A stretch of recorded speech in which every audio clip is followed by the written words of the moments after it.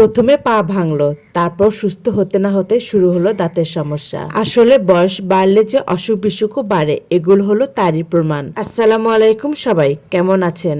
জীবনের সমস্যার যেমন শেষ নেই, তেমনি বয়স বাড়লে অসুখ বিসুখেরও শেষ নেই। আজ কটা দিন হলো দাঁতের ব্যথা অস্বাভাবিক হারে বেড়ে গেছে, তাই যাচ্ছি আমি আজকে ডাক্তারের কাছে। আমার হাজবেন্ডও যাবে আমার সাথে, তাই আমি তার অফিস থেকে তাকে নিয়ে সরাসরি চলে যাব ডায়াবেটিস হাসপাতালে। বগুড়া ডায়াবেটিস ও স্বাস্থ্যসেবা হাসপাতাল শুধু ডায়াবেটিস রোগীদের জন্য না, সবার জন্য এখানে স্বাস্থ্যসেবা দেওয়া হয়। আমাদের আত্মীয় এখানকার দাঁতের ডাক্তার, তাই আমরা এখানে এসেছি দাঁত দেখানোর জন্য। হাসপাতাল বা ডাক্তারখানায় আসলে বোঝা যায় প্রতিটি মানুষ কোনো না কোনো রোগে আক্রান্ত।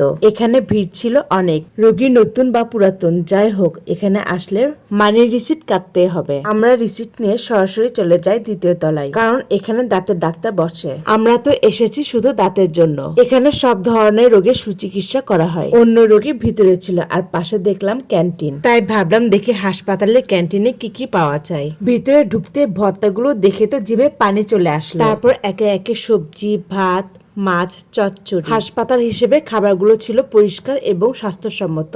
এখানে ডাক্তার, রোগী এবং কর্মরত সবাই খাবার খায়। হসপিটালের ভিতরে এমন সুন্দর পরিবেশ দেখে আসলে অনেক ভালো লাগলো। ক্যান্টিন থেকে বের হয়ে এসে দেখে আমাদের সিরিয়াল এখনো আসেনি। 3 মাস আগে আমার পা ভেঙে গিয়েছিল। অনেক বাজে সময় পার করেছি সন্তান ও পরিবার নিয়ে। 1 মাস চিকিৎসাধীন থাকার পরও পা ঠিক হলো আগেকার মতো কাজ করতে পারি না। পা ব্যথা করে। তারপর শুরু হলো ইউরিন ইনফেকশন। সেটা ঠিক হতে না হতে দাঁতের সমস্যা। ডাক্তার বলেছে দাঁতের মাড়িতে ক্যাভিটি হয়েছে, দাঁত উঠাতে হবে। খুব জটিল হবে এই দাঁত তোলা, কারণ অনেক সময় মাড়িতে সেলাই দেওয়া লাগে। আমি তো অনেক ভয় পেয়েছি। ভয় যতই পাই, দাঁত তো উঠাতেই হবে। শেষমেশ দাঁত উঠিয়ে ফেললাম। ওষুধ খেতে খেতে জীবন শেষ। 1 গাদা ওষুধ আবার খেতে হবে। এখনো ওষুধ খেতে অনেক বিরক্ত লাগে। জানি না বৃদ্ধ বয়সে কি করব। ইদানিং প্রেশারটাও হাই, আগে সবসময় লো থাকতো। আমার হাজবেন্ড তো বলেই ফেললো, যাক তুমি তাহলে বুড়ি হয়ে যাচ্ছ।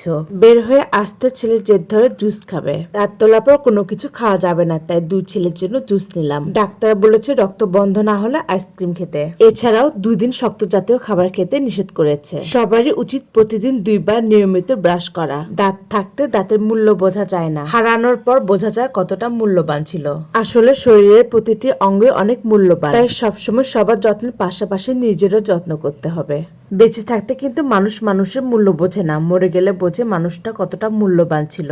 তাই বেঁচে থাকতে যত্ন নিতে হবে। আল্লাহ পাক সবাইকে সুস্থ রাখুন, এই দোয়াই করি। আমার আজকের ভিডিওটি এই পর্যন্ত। সবাই ভালো থাকবেন। আল্লাহ হাফেজ।